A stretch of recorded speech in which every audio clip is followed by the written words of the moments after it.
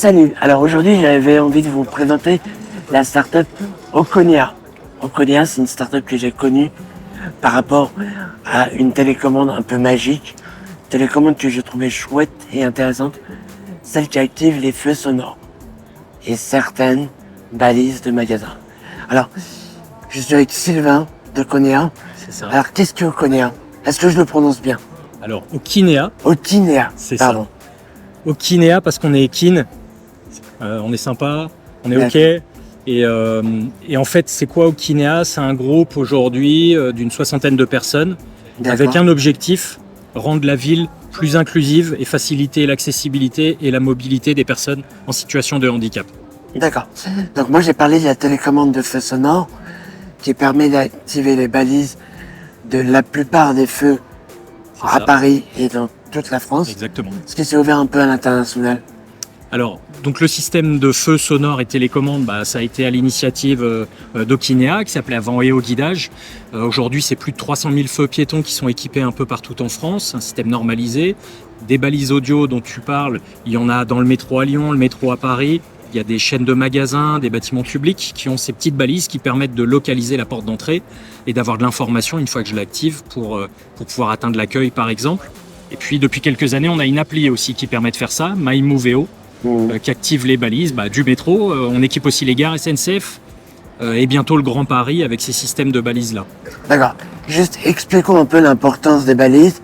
Ouais. Ça nous permet de, en tant que diffuseur visuel, C'est ça, ou diffuseur visuel, c'est-à-dire malvoyant et non-voyant, exactement. ça nous permet d'avoir un point de repère pour pouvoir nous diriger, mais en même temps, ça permet aussi de protéger notre traversée. Alors en fait, effectivement, c'est ce qu'on appelle de la signalétique sonore, c'est-à-dire que quand tu as la chance de voir, tu utilises de la signalétique visuelle. Le bonhomme rouge-vert, c'est de la signalétique visuelle. L'enseigne orange du magasin, c'est de la signalétique visuelle. Tu repères le magasin et ensuite tu peux rentrer à l'intérieur et accéder au service. Quand tu es sur le trottoir à Paris, tu vois le poteau ligne 12 ou métro, et donc tu sais repérer l'entrée du métro, etc. Donc finalement, ce qu'on propose de manière très simple, c'est de faire la même chose, mais en vocal. Et donc sur un système à la demande, puisqu'on ne va pas dire toute la journée accès métro, station Voltaire, ce serait trop pénible pour les riverains. Et donc c'est un système à la demande. Et comme cette télécommande est largement diffusée, ça permet aux utilisateurs, quand ils se déplacent en ville, d'activer ces balises. Et donc effectivement, le double, on va dire, intérêt d'usage de ces balises-là, c'est premièrement de localiser précisément des points. Et on a travaillé avec l'Institut de la Vision à Paris, à côté des 15-20, pour montrer que la balise permet de localiser un point très précis. C'est pour ça que le lieu de l'implantation de la balise est important. Quand on équipe une entrée de bâtiment, faut qu'elle soit bien placée au-dessus de la porte d'entrée, parce que rien que l'émission du son va te permettre de localiser précisément la porte d'entrée. Une fois que ton GPS piéton te dit c'est bon, t'es arrivé à destination, la question après c'est mais oui, mais elle est où la porte là, vous êtes mignon. Et la balise audio elle va répondre à ce besoin-là. Donc une fois que j'active, j'ai du son qui vient et ça me permet de localiser mon point d'intérêt, l'entrée de métro, l'entrée du magasin, l'entrée de ta mairie. Et le contenu du message qu'on va diffuser te permet souvent d'atteindre l'étape d'après, c'est-à-dire l'accueil, ou d'avoir des infos sur les horaires du bâtiment. Et donc c'est à travers ce contenu vocal que tu pourras atteindre ton objectif. Quelle est la problématique aujourd'hui? Alors la plus grosse problématique aujourd'hui que nous, à laquelle on fait face, c'est finalement la seule vraie contrainte, c'est qu'il faut tirer un câble, puisque c'est une balise qui est alimentée électriquement. Quand on délivre un message, il y a un système d'asservissement au bruit ambiant, donc ça veut dire que si tu as un camion qui passe devant à ce moment-là, le volume va monter. Et on peut monter quasiment jusqu'à 90 décibels, donc ça veut dire qu'il faut de la puissance. Donc il faut une alimentation. Et effectivement, quand on va voir un commerçant de quartier, qu'on lui dit faut tirer un câble et le mettre en attente juste au-dessus de la porte d'entrée, ou quand on va voir un réseau de métro et qu'on leur dit si vous avez une dizaine de balises par station, se pose directement la question de l'alimentation électrique. Après, c'est pas techniquement compliqué, c'est juste que ça coûte un peu d'argent d'aller tirer un câble, le mettre en attente, et après installer une balise. C'est rapide. Une balise, ça coûte en fonction des volumes entre, on va dire 300 et 500 euros. Et après, il y a le coût de l'installation et de la mise en service, mais ça peut aller très vite. Et quand on regarde le prix d'une enseigne ou le prix de certains équipements d'un magasin, ça reste quand même assez anecdotique, il faut bien le dire. D'accord.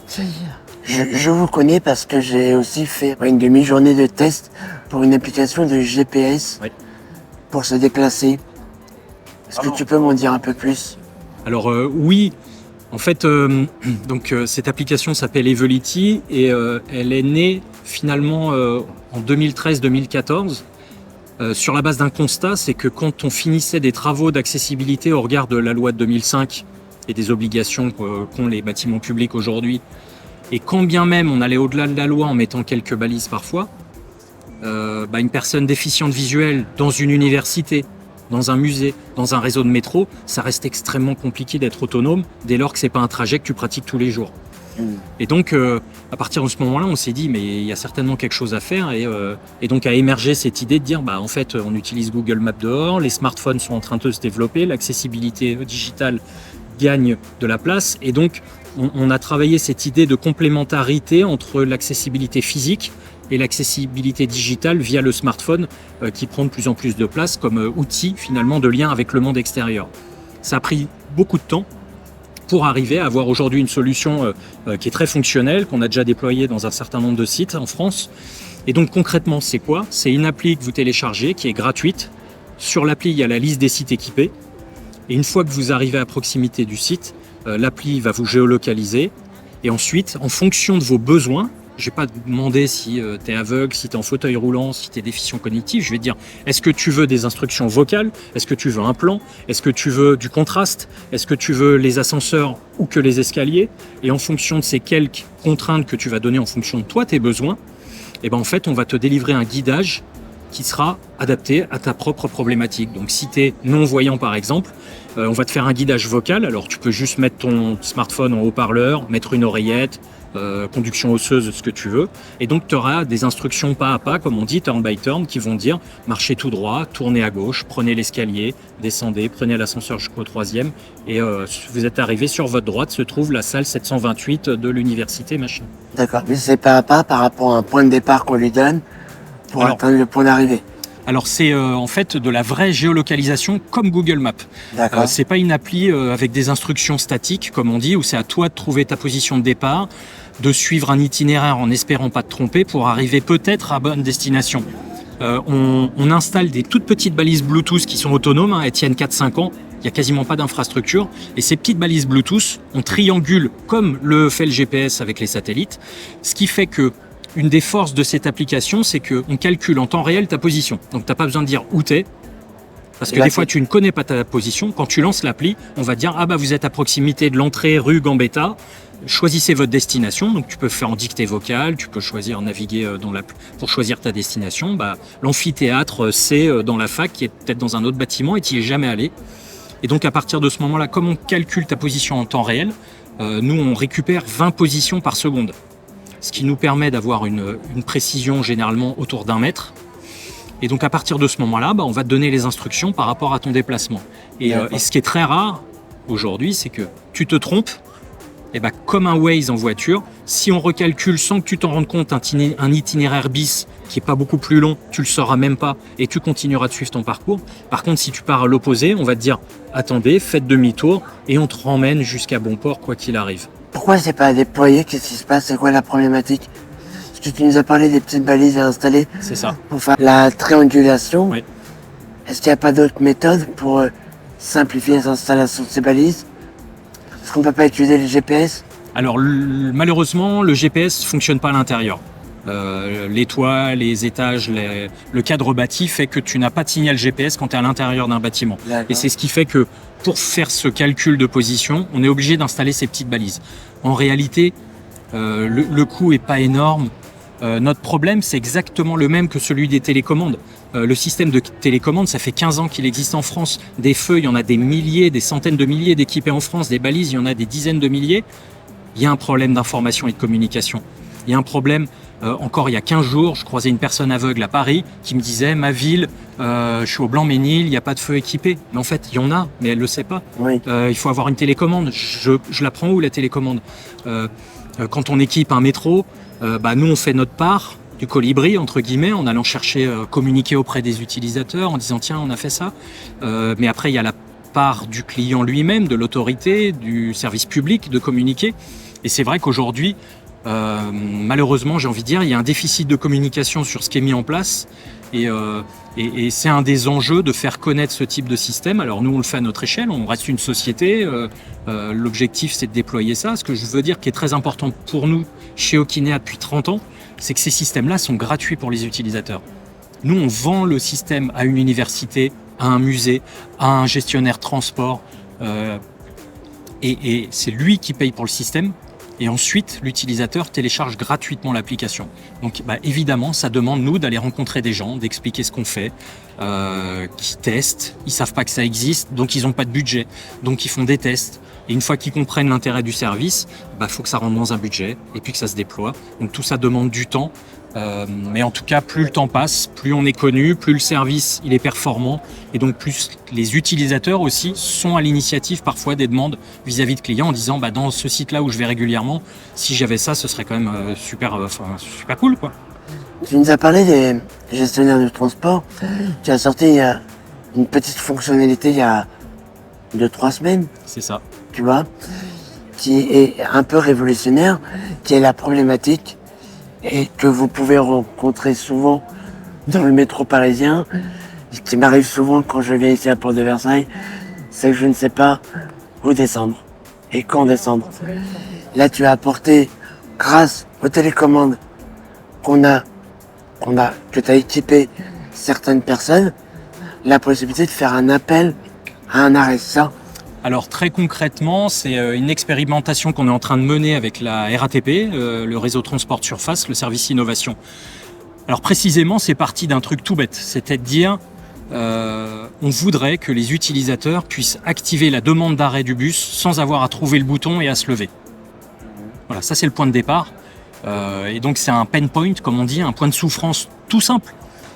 C'est dire on n'a pas envie de se lever, trouver pendant que ça roule, chercher le bouton. Il y avait un peu de Covid à cette époque-là aussi, donc c'est-à-dire faut pas que tout le monde touche le même bouton. Donc comment on fait? Et ce qui est intéressant, c'est que souvent, et nous on essaye d'avoir cette approche-là de design universel, c'est de partir d'une problématique spécifique. Et donc là, en l'occurrence, c'est-à-dire comment on peut proposer ce service-là aux personnes déficientes visuelles.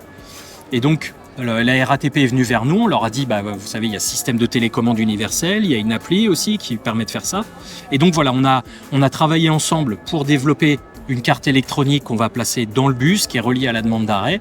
Et donc aujourd'hui, il y a 3 lignes qui sont équipées, le test vient d'être lancé, et on appelle vraiment chaleureusement tous les utilisateurs en situation de déficience visuelle d'aller tester sur les 3 lignes équipées, donc ça doit être 92, 118, 188, si je dis pas de bêtises, mais vous tapez Stop Bus sur Internet, vous trouverez les liens. Il y a une page Internet qui explique, accessible évidemment, qui explique le projet, qui donne les liens de téléchargement de l'app, et surtout aussi un lien de téléchargement d'un questionnaire qui va vous permettre de nous faire des retours, de dire moi ça me plaît pas, ou ça me plaît, mais en plus si vous pouviez par exemple me permettre de dire tiens je veux descendre à tel arrêt, et j'ai pas à le faire au dernier moment, je lance ça dès que je suis dans le bus et ça m'activera automatiquement le système, ce serait super, etc. Donc voilà, on vient de lancer ça. Et ce qui est intéressant, c'est que ça fait le lien avec la télécommande. On essaye de centraliser l'outil. C'est le même produit. C'est le même produit, vous avez votre télécommande universelle, vous activez les feux, vous activez les balises dans le métro, vous activez les balises aux entrées de porte de bus, vous activez les balises dans les gares, bientôt au Grand Paris. Et maintenant, vous pourrez demander l'arrêt du bus. Alors, c'est au stade expérimental. Avec RATP et Île-de-France Mobilité. Au terme de ces tests, et c'est pour ça qu'on a besoin de retour, au terme de ces tests, Île-de-France Mobilité décidera s'il y a une pertinence à déployer le système sur l'ensemble ou pas des bus. D'accord. Alors, vous parlez beaucoup de la préparation du village olympique pour les JO 2024. Oui. On en est où? Ouais, qu'est-ce qui se passe? Est-ce qu'il y a des pistes? Est-ce qu'il y a des trucs qui se préparent? Alors, pas encore. Alors, ou tu peux rien dire. Alors, si je peux dire certaines choses, donc je vais les partager bien volontiers. Donc pour la partie village olympique, c'est une zone de 44 hectares au nord de Paris qui accueillera notamment le village olympique et qui est à la jonction entre la plaine Saint-Denis, etc. Donc c'est une énorme zone qui est complètement en cours de travaux. Et donc le projet qu'on a avec la Solideo, qui est le gestionnaire de tous les sites olympiques en termes de construction, de réhabilitation, a fait qu'on a fait pendant toute l'année 2022 des tests avec des utilisateurs avec un objectif, c'était de concevoir une signalétique extérieure. Là, on parle de signalétique de ville, la plus inclusive et multisensorielle possible. Et donc on a fait plusieurs rounds de tests avec tout un tas d'utilisateurs, des personnes autistes, des personnes en fauteuil, des personnes aveugles, des personnes sourdes, beaucoup de typologies d'usagers, parce que souvent en matière d'accessibilité, il y a des conflits d'usage. Si je mets une bande de guidage trop épaisse au sol, ça va gêner une personne en fauteuil ou une personne âgée qui peut trébucher dessus. Et donc on va souvent travailler à trouver le meilleur compromis d'usage entre les différents besoins des personnes. Et donc on a mené toute cette année 2022 des tests pour arriver à un concept final qui, alors ce sera un peu trop long à détailler, mais concrètement ça prend la forme de mâts comme on trouve dans n'importe quelle ville avec de l'info directionnelle comme on dit, mais on a travaillé la typologie, la taille, le contraste, la visibilité, les hauteurs.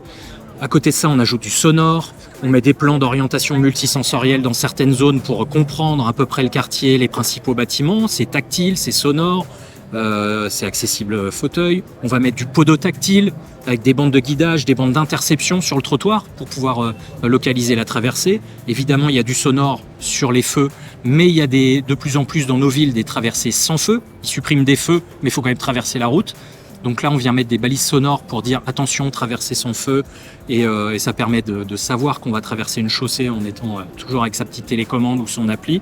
Donc voilà, on a développé tout ce concept-là. Aujourd'hui, ce que je peux vous dire, c'est que la phase de déploiement est en fin de finalisation, sachant que la petite subtilité, c'est que nous, on travaille pour les gens qui font les travaux du quartier.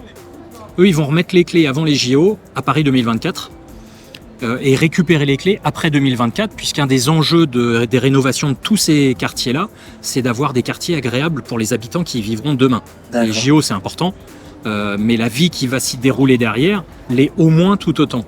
Donc c'est un peu le quartier pilote c'est ça. De la ville du futur. C'est ça. Et donc, la ville de demain. Ce qui est sûr, c'est que ça va être déployé après les JO totalement. Là, la négociation, c'est dire, alors pendant les JO, on a des besoins un peu particuliers, donc on va pas déployer l'ensemble, on va en prendre une partie parce qu'on a déjà notre propre signalétique, on a notre propre organisation, etc. Donc voilà, les discussions sont en cours. Ce que je peux garantir, en tout cas aujourd'hui, c'est que en 2025, ce quartier-là, à cette échelle-là, bénéficiera de la signalétique la plus inclusive qu'on ait pu déployer aujourd'hui en France et certainement bien au-delà de la France. Ah je te remercie.